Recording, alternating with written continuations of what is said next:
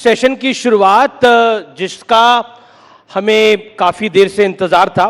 नितिन गडकरी मेरे साथ है, केंद्रीय मंत्री हैं, भारतीय जनता पार्टी के पूर्व राष्ट्रीय अध्यक्ष रहे हैं। नितिन जी, आपका अभिनंदन है, तो जोरदार तालियों के साथ अभिनंदन करिए नितिन गडकरी का। नितिन जी, अटल बिहारी वाजपेयी के बारे में कहा जाता था वो व्यक्ति तो सही है लेकिन पार्टी गलत है, और अटल जी के बाद अगर किसी के लिए कहा जाता है तो वो नितिन गडकरी के लिए कहा जाता है कि बंदा तो सही है लेकिन पार्टी गलत में आ गया है। ऐसा क्यों है? ये तो बिल्कुल गलत है। पार्टी भी सही है और बंदा भी सही है।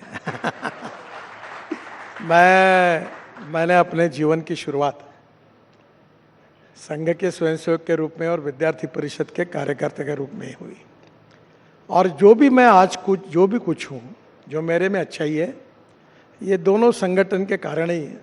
वो सब अच्छाई है। तो I am very much proud of my convictions. और मैं अगर अच्छा हूँ तो मेरी पार्टी अच्छी है, और मैं अगर अच्छा हूँ तो मेरी आइडियोलॉजी अच्छी है। यही बात मैं आपको कह सकता हूँ। लेकिन आपको नहीं लगता अब राजनीति में गलती से आ गए? आप कहते हो मैं पोस्टर नहीं लगवाऊंगा, चाय पानी में खर्च नहीं करूंगा, तो चुनाव कैसे जीतेंगे गडकरी जी?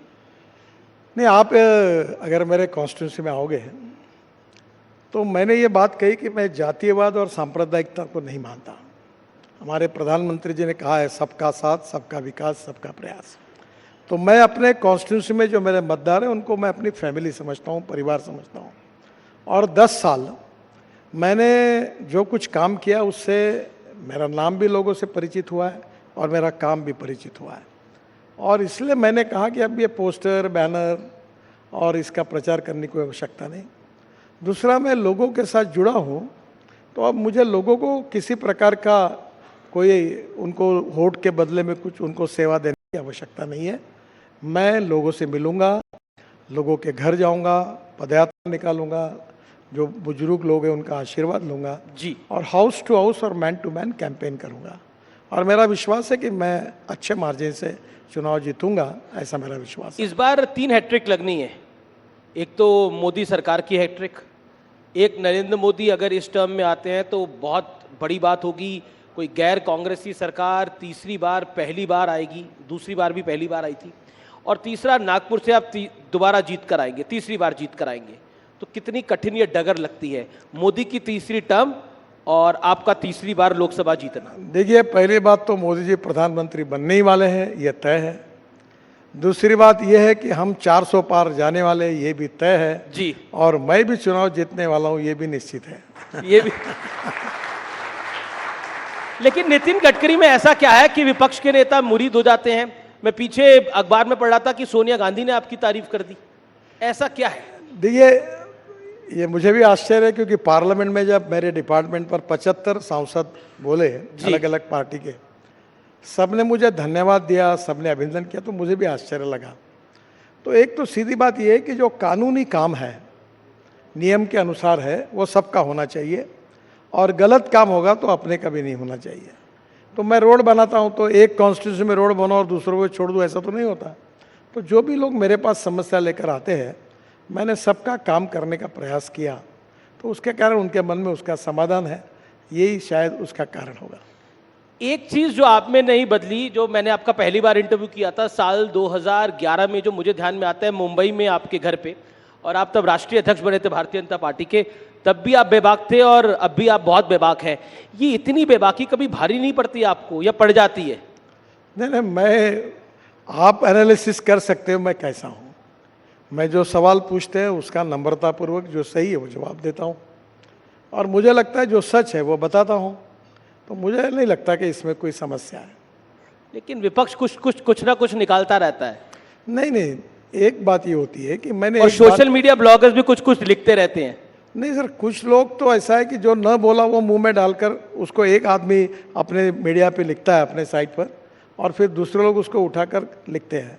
तो सही में किसी ने जो बोला है उसके डिटेल में जाना चाहिए, देखना चाहिए, और फिर उसके ऊपर प्रतिक्रिया देनी चाहिए। एक सवाल जो मैं आपसे पूछना चाहता हूं कि आप बेबाक हैं तो प्रधानमंत्री के सामने भी बेबाक रहते हैं, गृह मंत्री अमित शाह के सामने भी बेबाक रहते हैं? नहीं, निश्चित रूप से जब बातचीत होती है तो नम्रतापूर्वक अपनी बात प्रधानमंत्री सबसे सुनते हैं, और तब रखते हैं, कोई अर्थ में अड़चन नहीं होती। मैं भी पार्टी का अध्यक्ष रहा, मेरे पास भी सब लोग उस समय अपनी बात रखते थे।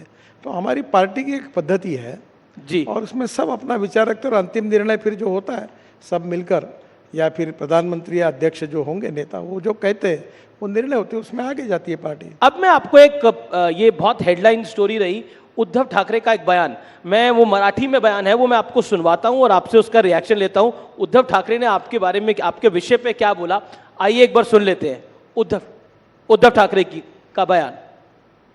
युतीमध्ये जे मेहनत करत होते त्या नितीन गडकरींचं नाव त्याच्यामध्ये नाही। अहो नितीनजी सोडून द्या भाजपा, राहा उभे, आम्ही महाविकास आघाडीकडनं तुम्हाला निवडून आणतो। दाखवा महाराष्ट्राचं पाणी, दाखवा महाराष्ट्राची धमक, दाखवा महाराष्ट्र दिल्ली समोर कधी झुकला नाही। अब नितिन जी कह रहे हैं कि आइए हम आपको एमवीए से टिकट दे देंगे, महाराष्ट्र दिल्ली के आगे कभी झुकता नहीं है। देखिए, पहली बात तो ये है जी कि पार्लियामेंट्री बोर्ड की जब मीटिंग हुई तो मध्य प्रदेश, गुजरात और उत्तर प्रदेश के पदाधिकारियों के साथ चर्चा होकर निर्णय होगा। अब मैं महाराष्ट्र से लड़ता हूँ तो मेरे महाराष्ट्र के प्रदेश के पदाधिकारी आकर उनसे चर्चा ही नहीं हुई थी, तो पहले लिस्ट में स्वाभाविक रूप से मेरा नाम आने की संभावना नहीं थी। जी, अब दूसरे लिस्ट में नाम आया।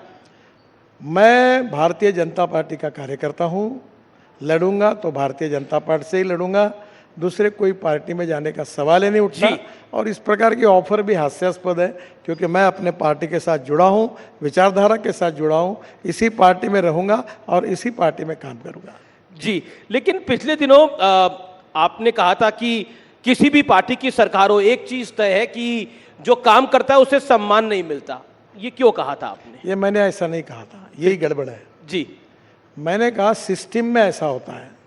जो मैंने विशेष रूप से सरकार में काम करने वाले लोगों के बारे में कहा था, उसके पहले भी मेरी प्रस्तावना उसके साथ थी कि अच्छा काम करते तो उनको सम्मान नहीं मिलता और बुरा जो काम करता है उसको सज़ा नहीं होती, क्योंकि सिस्टम इतनी कॉम्प्लिकेटेड है कि अच्छे आदमी को तुरंत अवार्ड नहीं मिलता और जो कुछ करता है उसकी इंक्वायरी होते होते इतने साल चले जाते हैं कि उसको सज़ा नहीं मिलती। ये उसका वाक्य था। इसका संबंध राजनीति से भी नहीं था। यही आप नहीं है, पर आप जैसे आपके जो बंधु है वो बिना रेफरेंस लेके इस प्रकार की बातों को फैलाते हैं। आजकल ना सोशल मीडिया का दोष भी सब मीडिया पे ही डाल देते हैं। अब सोशल मीडिया में तो बहुत कुछ चलता ऐसा नहीं होता जी। सोशल मीडिया पे जो गलत छाप के आता है उसको तुरंत लेकर रात को चर्चा का कार्यक्रम आप आयोजित करते हैं और उसको आगे लेके जाते हैं, ये समस्या है। जी, मेरा अगला सवाल है 2022 में आपने कहा था कि राजनीति को अलविदा कहने का बड़ा मन करता है, लेकिन कभी नहीं कहा था ऐसा। तो पर आपका बयान है ये। सर बिल्कुल गलत है। मैंने ये कहा था कि we need to redefine the definition of politics. केवल पावर पॉलिटिक्स, सत्ता कारण यानी पॉलिटिक्स नहीं है जी। समाज कारण, राष्ट्र कारण और विकास कारण ये भी पॉलिटिक्स है। और महात्मा गांधी जी ने जब देश को स्वाधीनता के लिए जो आंदोलन किया था वो भी आंदोलन राजकारण था। तो हम लोग 80% समाज कारण करें और 20% सत्ता कारण करें। और आपने परसों भी देखा होगा, मैं दिव्यांगों को मैंने 87 चेयर बांटी, मैंने करीब 50,000 हार्ट के ऑपरेशन। मैंने आज आपका सुबह ट्विटर देखा, उस पर आपने एक वीडियो ट्वीट करा है, एक लड़की के दिल में एक होल था, उसका आपने ट्रीटमेंट कराया है अपनी कॉन्स्टिट्यूएंसी के अंदर।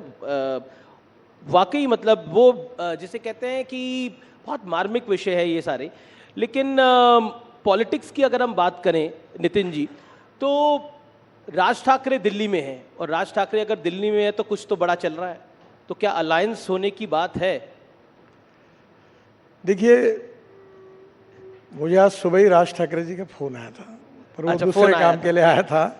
उनके पासपोर्ट का काम था, वो हो गया, इसलिए धन्यवाद देने के लिए आया था। बाकी तो वो आज पासपोर्ट, एनडीए का पासपोर्ट नहीं, उनका पासपोर्ट। अच्छा।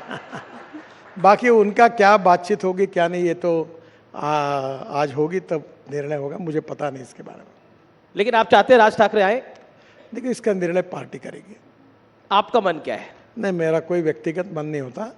पार्टी के पदाधिकारी, पार्टी के अध्यक्ष और पार्लियामेंट्री बोर्ड, प्रधानमंत्री जो निर्णय करेंगे वो करेंगे। महाराष्ट्र में सीट बंटवारे को लेकर काफी सवाल जवाब हो रहे हैं, काफी सोर्सेज के हवाले से खबर आती है, लेकिन अब आप सामने बैठे हैं तो मैं पूछ ही लेता हूँ, चल क्या रहा है वहां पर?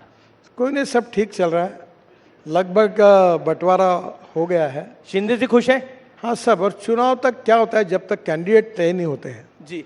तब तक एक सीट है, 10 उम्मीदवार है, तो थोड़ा बहुत तो चर्चाएं होती रहती है, थोड़ा बहुत विवाद होते रहता है, ये ऑब्वियस है। और मुझे लगता है कि अभी लगभग फाइनल हो जाएगा और हम लोग मिलकर लड़ेंगे और महाराष्ट्र में हमको बहुत शानदार जीत मिलेगी, ऐसा मेरा विश्वास है। एनडीए बहुत सालों से गठबंधन है, लेकिन इस बार एक नया गठबंधन बना है, इंडिया अलायंस, लेकिन वो बनने से पहले ही लड़खड़ा गया। आपको इंडिया अलायंस कैसा दिखता है, क्योंकि महाराष्ट्र में एक बड़ी चुनौती है? मैं अपने पार्टी को और अपने अलायंस को देखता हूँ। मेरी एक फिलॉसफी ऐसी है जो मैं अक्सर लोगों को बताता हूँ कि 2 रेखाएं, एक आपकी और दूसरे की है। 2 मार्ग है रेखा बड़ी करने का, एक तो अपनी बड़ी करो या दूसरी की पूछने का काम करो। जी। तो मैं अक्सर इस बात पे विश्वास रखता हूँ, अपनी बड़ी करो। और 10 साल मोदी जी के नेतृत्व में हमारी सरकार ने जो कुछ काम किया है, जिसका लोग अनुभव लेते हैं। अभी मैं आ रहा था तो मेरे ट्विटर पर ये द्वारका एक्सप्रेस हाईवे बना जी। तो इतने लोगों में खुशी है कि इतने लोगों की प्रतिक्रिया मुझे प्राप्त हुई। तो हम 10 साल में जो हमने काम किया है उस सरकार में मोदी जी के नेतृत्व में, उसके भरोसे हमें सफलता हासिल होगी। हमें अपने पॉजिटिविटी और अपने काम को लोगों को बताना है, हमको बाकी निगेटिव बातों में जाने की कोई आवश्यकता ही नहीं है। एक और सवाल है, मराठा समुदाय को 10% अलग से आरक्षण देने की बात है, उस विषय को लेकर पॉलिटिक्स भी हो रही है, लेकिन एक सोशल डिमांड भी है, उसको आप कैसे देखते हैं? क्या ये मुद्दा भारतीय जनता पार्टी के लिए, आपके गठबंधन के लिए महाराष्ट्र में एक बड़ा पॉलिटिकल चैलेंज होगा इससे निपटना? नहीं, मुख्यमंत्री जी ने ऑलरेडी उनसे बातचीत करते हुए इसका समाधान ढूंढा है, अब ये विषय नहीं रहा है। आप कह रहे हैं ये विषय नहीं है अब, लेकिन चुनावी बॉन्ड तो विषय है, उसको लेकर बहुत सारे सवाल जवाब हो रहे हैं। राहुल जी ने तो कह दिया ये बीजेपी का सबसे बड़ा चुनावी घोटाला है। मुझे लगता है कि अभी भी सुप्रीम कोर्ट में चर्चा हो रही है। सुप्रीम कोर्ट में जब ये मैटर सब जुडिस है तो उसके ऊपर कोई टिप्पणी करना कंटेम्प्ट ऑफ कोर्ट होगा। आप भी मत करिए, मैं भी नहीं करता, नहीं, मैं उसके तो ऊपर ज़्यादा बोलना उचित नहीं होगा। नहीं, इसमें एक इत्तेफाक भी है कि अधिकतर जो बीजेपी को चंदा मिला है उन पे इंफ्रास्ट्रक्चर कंपनियां काफी सारी। अब ये इत्तेफाक देखो, है। एक बात मैं आपको बता सकता हूँ जी। कि मैं 10 साल में 50 लाख करोड़ रुपए के काम अवार्ड कर चुका हूँ। वाटर रिसोर्स है, शिपिंग में, बाद में रोड सेक्टर में, ropeway, cable car, tunnel, express highway, एक भी काम हमने ई टेंडर के बिना नहीं किया है। और मैं आपके सामने नम्रतापूर्वक आह्वान करता हूँ कि एक भी आदमी ऐसा होगा, आपको कानून में भी बताएगा कोई काम के लिए हमको पैसे देने पड़ेंगे, तो मुझे आप बोलो, वो सज़ा मैं स्वीकारने के लिए तैयार हूँ। हम पूरी तरह transparent, corruption free, time bound और क्वालिटी कमिटमेंट के साथ हमने सबसे काम किया है और किसी प्रकार की गलत काम हमने नहीं किया। अक्सर ये दिल्ली और मुंबई में इस बात की बहुत चर्चा होती है कि बीजेपी पार्टी तो अमीर है लेकिन नेता गरीब है, कांग्रेस के नेता तो अमीर है लेकिन पार्टी गरीब है। इस पर आपकी टिप्पणी क्या है? मुझे लगता है कि देखो, कौन व्यक्ति अपने जीवन में जी कितना धनवान है ये उसके साथ जुड़ा हुआ सवाल है।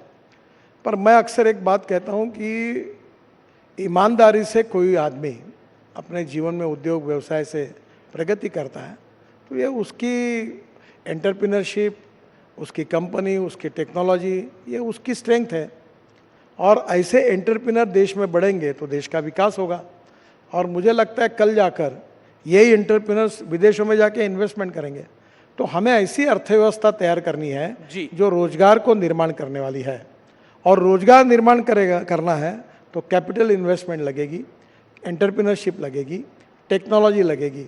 और इसके आधार पर अगर हम अलग अलग क्षेत्र में जाकर कोई काम करता है तो वो केवल वेल्थ क्रिएटर नहीं है, एम्प्लॉयमेंट क्रिएटर है। उसकी जात, पंथ, धर्म, भाषा और पार्टी, इससे हमें क्या लेना देना है। लेकिन आपने जात धर्म की बात करी तो सीए को लेकर बहुत सारे सवाल जवाब हो रहे हैं। सीए चुनाव से ऐन पहले क्यों लेकर आए? उसका नोटिफिकेशन बाद में भी लाया जा सकता था या पहले भी 3 साल पहले भी लाया जा सकता था। देखो, संविधान में बहुत सी बातें स्पष्ट हैं। जी, ये बिल्कुल स्पष्ट है कि जो हिंदू धर्म के हैं, बौद्ध धर्म के हैं, सिख धर्म के हैं या जैन धर्म के हैं, वो लोग अगर कहीं विदेश में जाएंगे जी, तो उनको वहाँ से निकाल दिया तो उनको जाने का अधिकार वाला कोई देश नहीं है।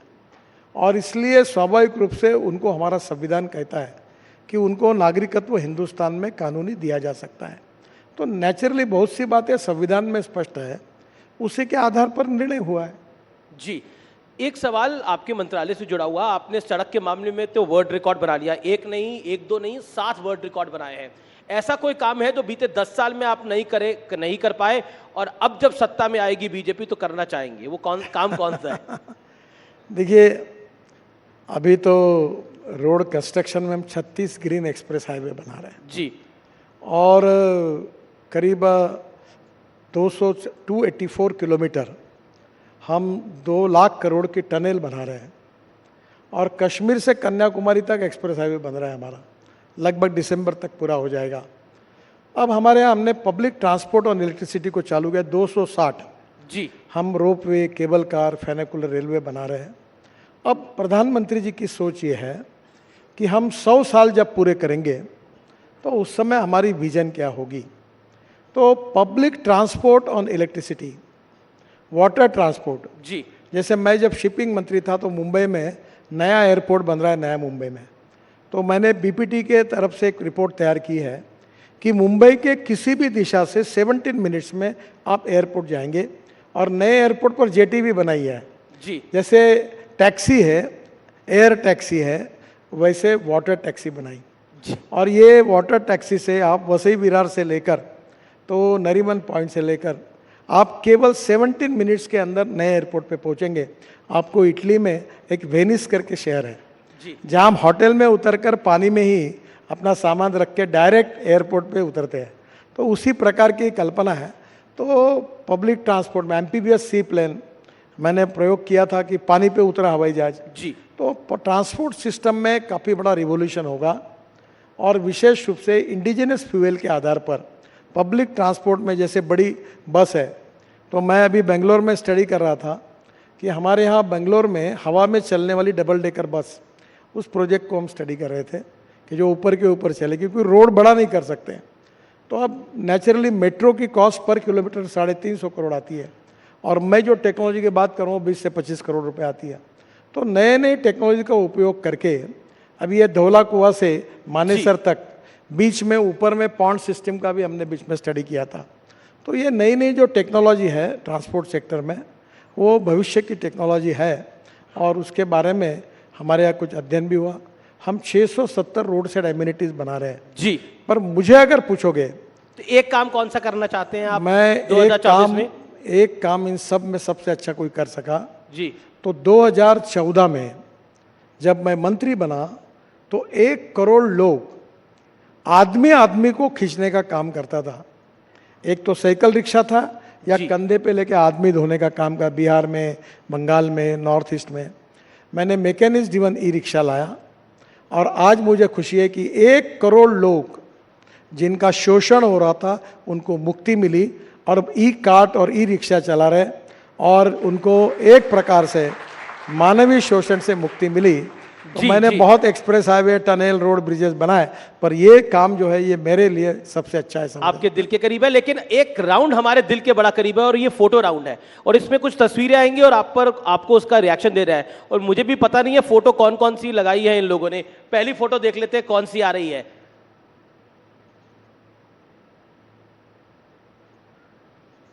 आ गई है फोटो पहली, ये ममता जी की है, सर पे चोट लगी हुई है इनके, क्या कहना चाहते हैं आप? अब उनका एक्सीडेंट होगा इसलिए बैंडेज लगा होगा। जी, अगली फोटो देख लेते हैं कौन सी आ रही है।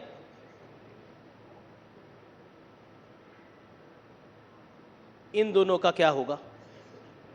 एक तो मैं ना भविष्य जानता हूँ ना कोई आप future भविष्य की- नहीं जानते, वो कहते हैं सब कुछ आप करवा रहे हैं, यानी ईडी करवा रही है, सरकार करा रही है। देखिए, ईडी अपना काम कर रही है जी, और वो अपना काम कर रहे हैं। हम अक्सर इस बात पे विश्वास रखते हैं कि हमारा भविष्य भगवान के हाथ में है। आपका नहीं, बिल्कुल भविष्य तो भगवान के हाथ में, लेकिन इनका भविष्य क्या है? मुझे मालूम नहीं। आपको मालूम मैं नहीं। भविष्य वेत्ता थोड़ी हूँ, ठीक जिसका है। क्या होगा मुझे क्या जी, पता। अगली तस्वीर देख लेते हैं कौन सी आ रही है।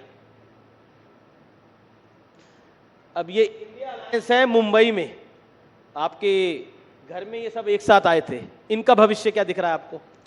देखो, इनका भविष्य अच्छा है ही नहीं।